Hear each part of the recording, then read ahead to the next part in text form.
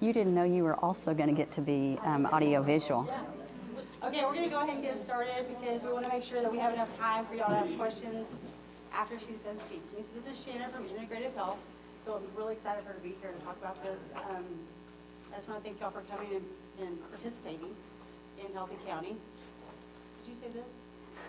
She's soft-spoken. I am not. You'll be fine with me. Yeah. Anyway, so after she speaks, I will do our drawing right quick for anybody that has to leave. But she's going to have plenty of time for y'all to ask questions. Okay, Shelley's already said I'm Shannon with Integrative Health Solutions. And so I've been in this industry in one way or another for about 25 years. Over the years, you just continue to grow in knowledge and education. And so what I do primarily at Integrative Health Solutions has to do with our gut. And most of the time, I would challenge us if this is really our brain or if this is really our brain, because the two are so closely connected that it's hard to really tell where the symptom is coming from. And so I gave out 2 different pieces of paper, and so I'm not going to be a fancy girl where I'm going to have a presentation that's far beyond my pay grade. And so I use the same things you use, except I have some other mental notes. But I will tell you that roughly 70% of your immune system is in your gut. So if you're someone who's often sick, have a hard time to recover, I would look at ways that I could improve my immune system, work on my gut, the microbiome of my gut. And 80% of our serotonin, which is the highs and lows in life, anxiety, depression, inability to sleep, all of those things are actually made in our gut. And so if we have a compromised gut system, that's where we can see some of our greatest symptoms happen. But a gut zoomer isn't necessarily for everyone. I do treat a lot of patients based upon symptoms. And many people who are in the beginning stages of gut inflammation or a microbiome imbalance, we can turn them around quickly. But people who have been chronically a gut patient are really where a gut zoomer, which is a study of your stool, would need to come in place, because it gives us really the root cause of why you've been having symptoms for so many years. So I provided this information, but I want you to know that not everybody has to have that in-depth of a, you don't have to collect your own stool at home, which some people can and some people can't. We can work through symptoms first before seeing what advanced areas we might need to go. But with the gut, some of the reasons, the most common reasons that we see that we could classify you as a gut patient is there is no judgment here by the meal that was served today. So I should say that. I heard people saying, is this a healthy meal? Is this? And so what I tell you is to get 80% right and 20% of your nutrition you don't care. And do we get those backwards? Absolutely. But so what you've eaten today is totally fine. But poor nutrition is the first thing. Are we driving through our local, I should say, fast food restaurants on a regular basis? Are we eating a lot of processed food versus, cooking food at home? And when I say cooking, I don't mean that you get a bag of pizza rolls and heat those in the oven or the microwave, because that is cooking too. I mean, are you preparing your own meals from fruits and veggies, whole grains, and protein sources? Chronic stress is another area that we could classify you as a gut patient. Stress is good, bad, or indifferent.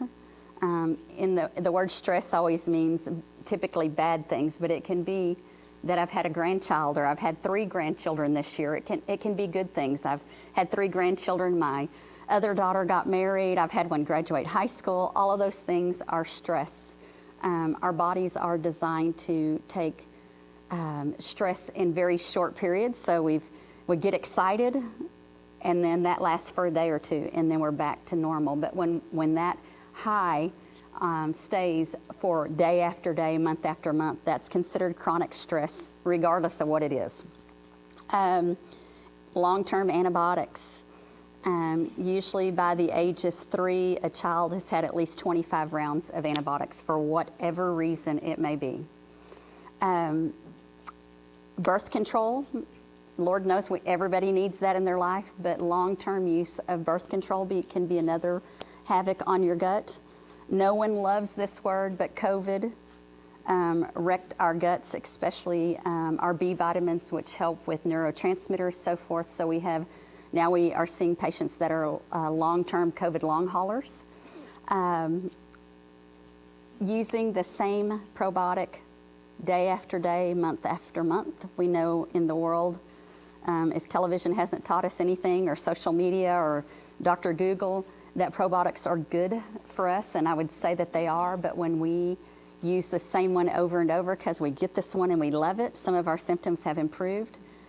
Think about that we're repopulating our gut over and over with the same exact strains of probiotics. So then before long, what you find is you have an overpopulation of those 10 strains and you're severely underpopulated in the others. There's over 2,000 different forms of bacteria within our gut. So we're overpopulated in those 5 or 6, leaving so many underpopulated. So people who use proton inhibitor pumps, things for acid reflux, indigestion, chronically, inflammation within our body, so achy, breaky joint pain, those, and for right now, patients who have significant allergies, that's stemmed from your gut, whether that's eczema, psoriasis, or whether that's I sneeze and have itchy, watery eyes all day, that stems from our gut. But those are kind of the most common reasons that we see patients have gut issues. In our gut, I've talked a lot about our immune systems there, our B vitamins are made there, our ability to absorb nutrients from food, supplements, pharmaceuticals. If we have a lot of inflammation, we have less ability to absorb that. The average patient absorbs about 30% of supplementation, and I mean with like capsules, or even 30% of your pharmaceutical. The best way to get medicine is from what you eat, what you put in your body.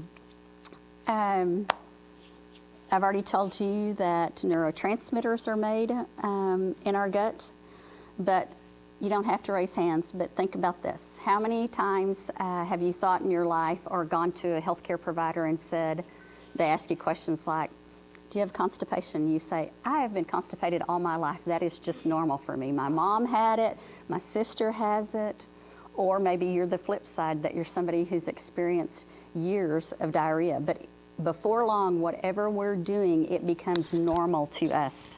But those two things are not normal. We should have regular bowel movements on a daily basis, more of a formed bowel movement, not something like constipation, and definitely not something like diarrhea. But those two words become our norm in our life because they've happened for year after year.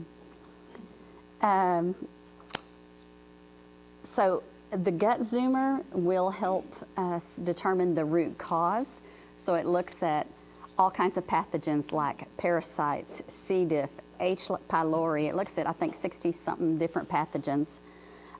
It looks at the 2,000 different microbiome that's in our gut to tell us what we're overpopulated, what we're underpopulated in.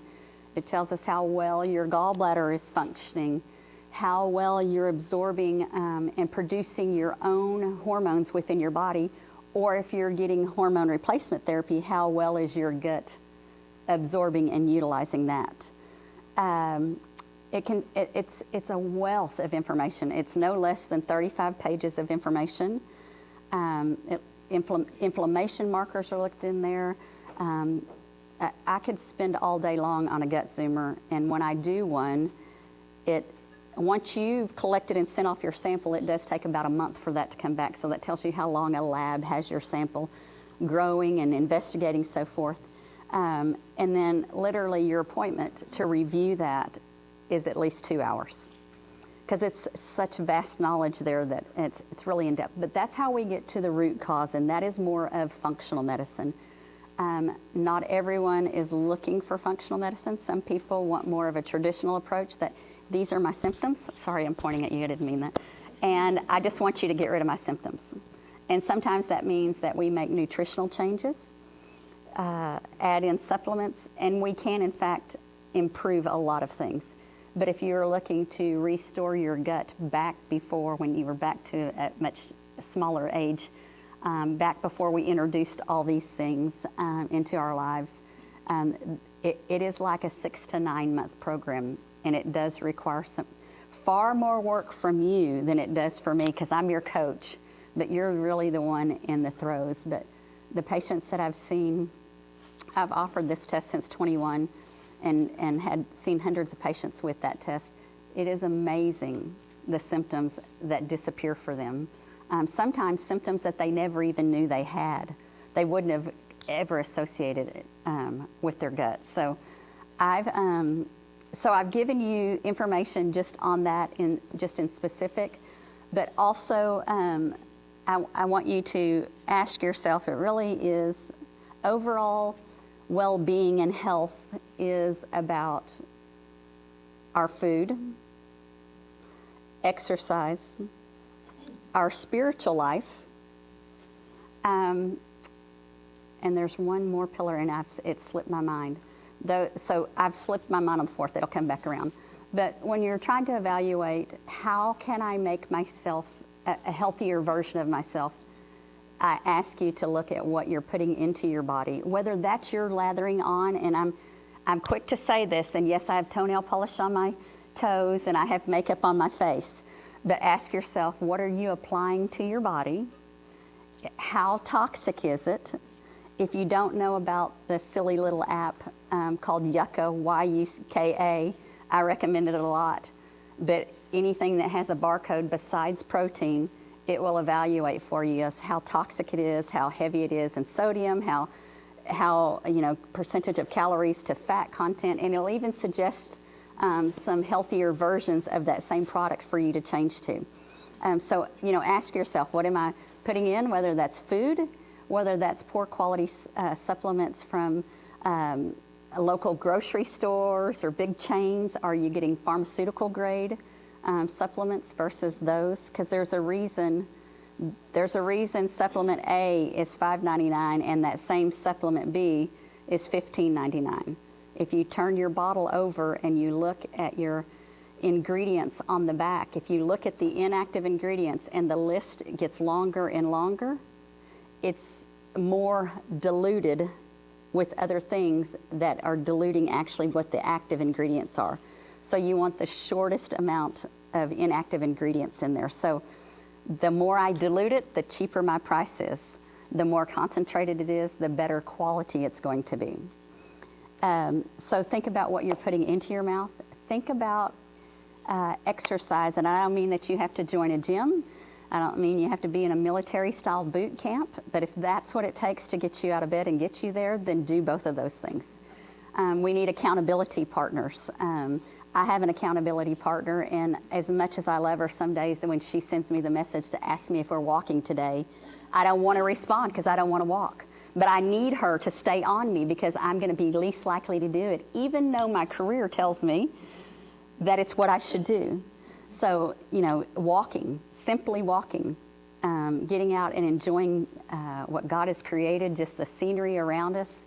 It can help us in our mind be able to divert to that green grass versus what's going on at home. So lessening our stress, even if it's for a 30-minute walk. And then thinking about overall, do I gratitude journal?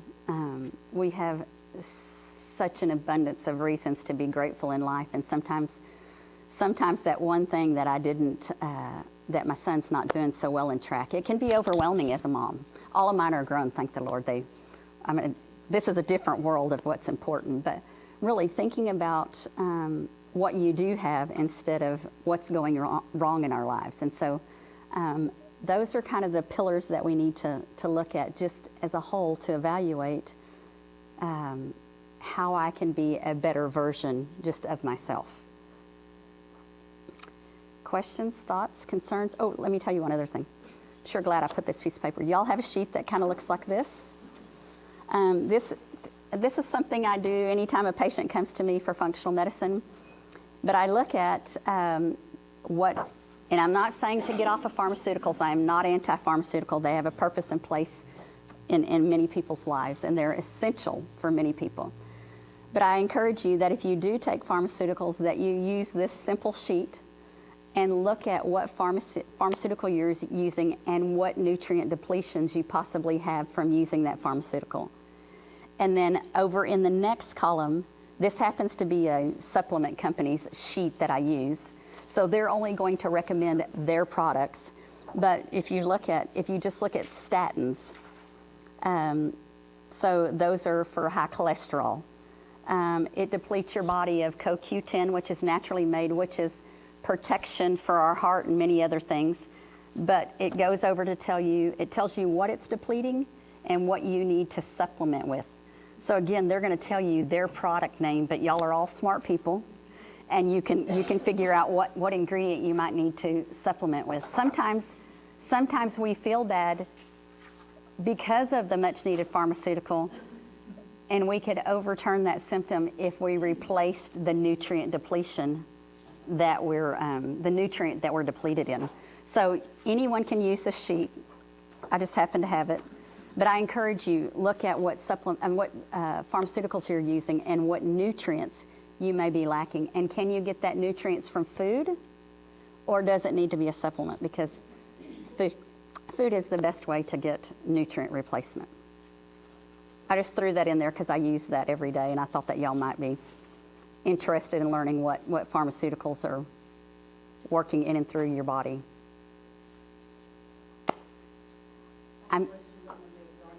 Okay, right, we're going to do a drawing in case someone needs to leave. Oh, sure. Unbiased. Colleen? Okay, $25 card. Woo, it was worth coming today.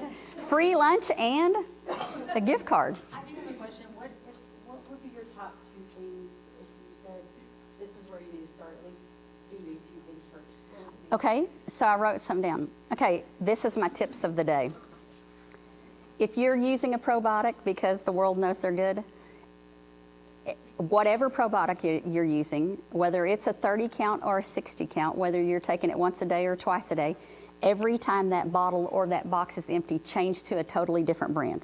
Rotate your probiotics so that you're putting in more of a multitude of bacteria instead of the same thing repetitively.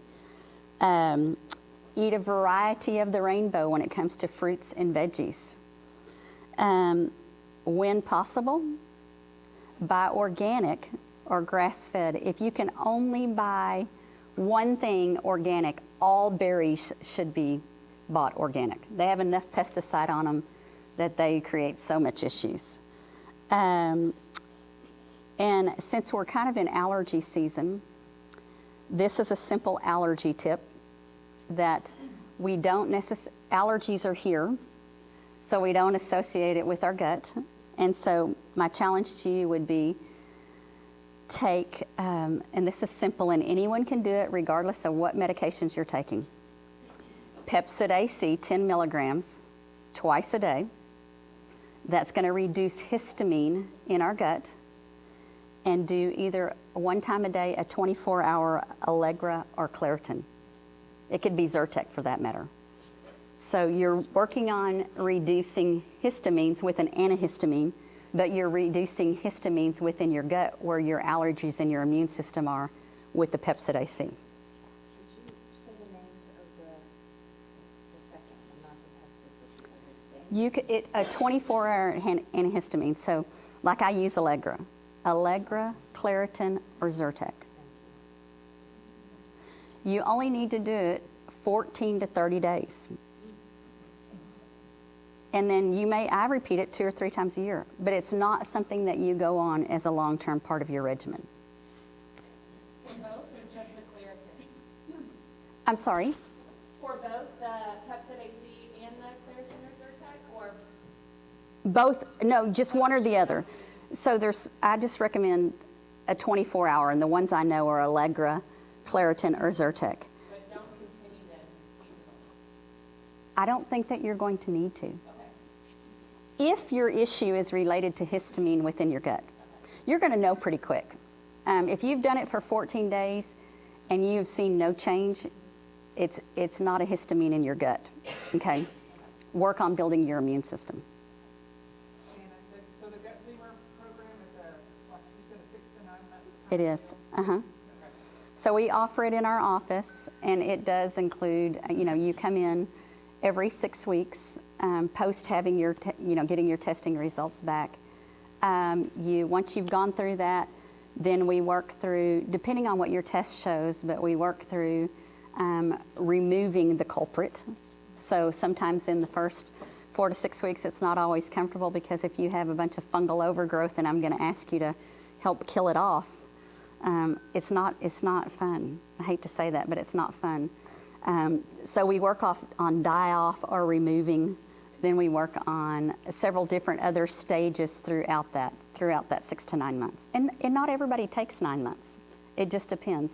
There's going to be some nutrition work involved in there, depending on what's there. I have you food journal, and my office is a no judgment zone. So if you're someone that eats at McDonald's every day, I'm going to convince you to eat there only every other day, and then every third day, and that's how this works. I don't ask you to go cold turkey overnight, but I think that if you can hang in there long enough to find the benefits of having a healthy gut, then you're going to be willing to do that. It's not like it takes all the way from 6 to 9 months to see symptoms change, or you're going to be seeing that throughout your time. How many visits does this whole thing take usually? Is it once a week? No, oh no. You're going to come every 4 to 6 weeks. Okay. So depending on your symptoms, but the most you're going to see me is every 4 weeks. And I have patients towards the end that come every 6 to 8 weeks.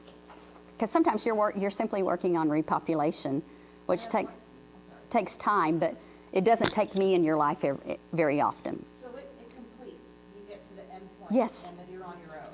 Yes, you're going to go on a maintenance plan, essentially. That's fine. But I didn't know if it was like an ongoing. No, it's not. No. And then you just follow up annually if you feel like some of your symptoms are coming back. That all depends on what we do in that time that we're absent from each other. And again, you do 80% what you know is right and 20% you don't care, and it's not abnormal to get those backwards. Do you love that I left the microphone? This thing, the camera, I was supposed to stay over here. That's what we messed him up with, Shelley. Sorry. Well, okay, then that's good. Any other questions? Yes, ma'am. So you mentioned probiotics, but what about prebiotics? Is that So I would tell you the best way to get you can buy them encapsulated. Again, keep in mind if you're a gut patient of any sort, which I really don't know everybody's lifestyle in here, but I would say 90% of us are in some shape, form, or fashion. You get less absorption with capsules. And so I would encourage you to look at foods for prebiotics instead of using them encapsulated. same with a probiotic? Would you encourage more of that being found in yogurts and things of that nature I would. versus the supplement? I would. I have an unrelated question. That's okay. Well, to the probiotic. With the allergies that you were talking about Uh-huh. coming from the gut, outside of the histamine, are there foods that can Absolutely. that in different ways? They can. So even looking at foods that are, so think about food sensitivities or food allergies, whatever they may be. And even if you're just not feeling well in general, but it's not necessarily that I've got itchy, watery eyes, coughing, things of that sort, write down the top 8 foods you eat on a regular basis. Eliminate them all for 6 weeks, and then reintroduce them one by one. When you reintroduce them, you're going to introduce one, and I'm just going to use days of the week. You introduce one at a time, say starting on a Monday. If by Wednesday, or 72 hours, you feel like that it's not wreaked havoc or made you feel worse, reintroduce it again, okay? Because what happens is there's 2 types of food sensitivities. Is if we eat an apple and it makes my lips swell, obviously we're all smart people, we're not going to eat another apple. Those really aren't the food sensitivities we're concerned about. It's about that I ate this apple and on Wednesday, 72 hours later, I'm suddenly having diarrhea all day. It very well could be from that apple you ate 72 hours ago. So there's IgA, which is quick-acting allergies from foods, and there's IgG, which can be delayed up to 72 hours. So if you're not certain after 72 hours, reintroduce that same food, one of your 8 foods, reintroduce it, and then wait another 72 hours. If it's after the next 72 hours, you feel like you're good to go, introduce your next one. But milk or dairy is probably going to be the #1 culprit in most people's lives that have food sensitivities or allergy. It thickens our mucus. Even Food Journal for 2 weeks, and then go back and look at it and circle your common denominators and even make notes out to the side. Part of this, everybody in here is smart enough to do a lot of it on your own if that's somewhere you feel like you're struggling. No one wants to know that I can't have dairy anymore. And I use a patient in November of last year. A patient came to me and had been a severe asthmatic for many, many years. Skin discolored from all the steroids that they use, and living a very poor quality of life, even though they had multiple inhalers, nebulizers, everything they needed to help with asthma symptoms. And it was close to Thanksgiving because I asked her to eliminate dairy, which you'd have thought I'd cut her head off. And she said, I can't do it till the beginning of the year because I'm the host of all things for the next, holiday season, but I'll make an effort at the beginning of the year. She's not had any inhalers, nebulizer treatments, steroids since last year by eliminating dairy, which she did not think that she could do successfully. But she has seen so much benefits with not having it in her life that she's not willing to repeat it. So foods are a big culprit. Yes, ma'am? Yes.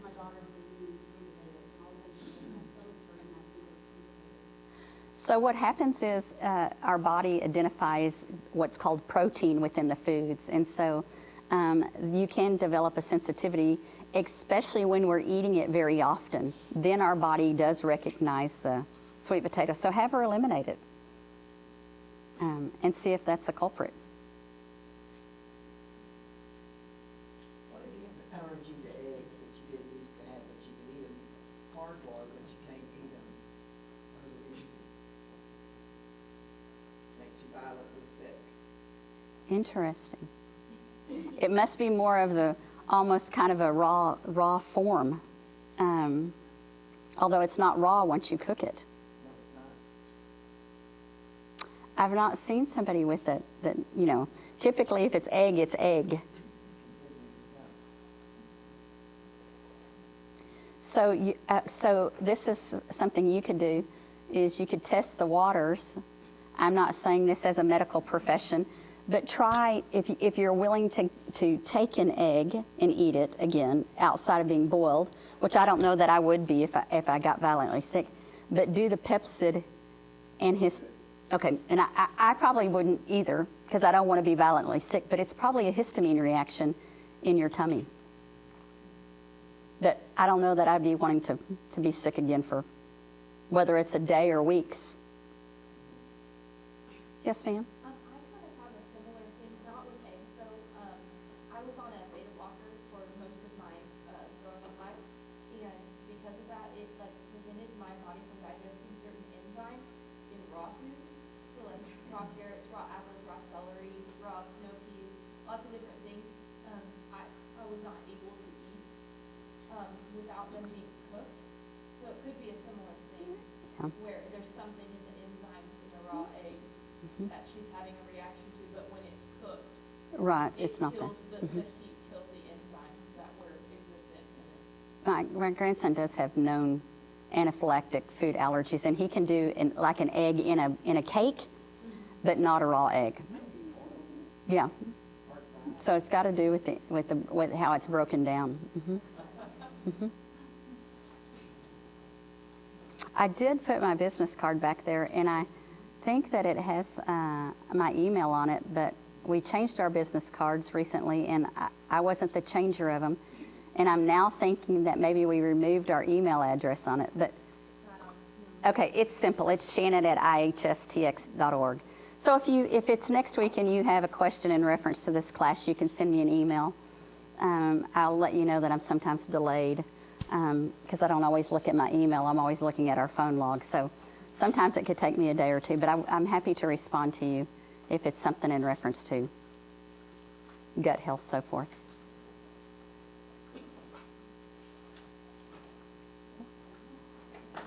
Okay.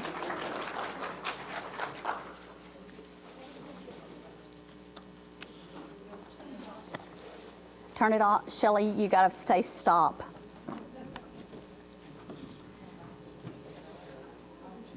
He'll so appreciate the fact that I didn't stand in front of it. Actually, it's two buttons, isn't it?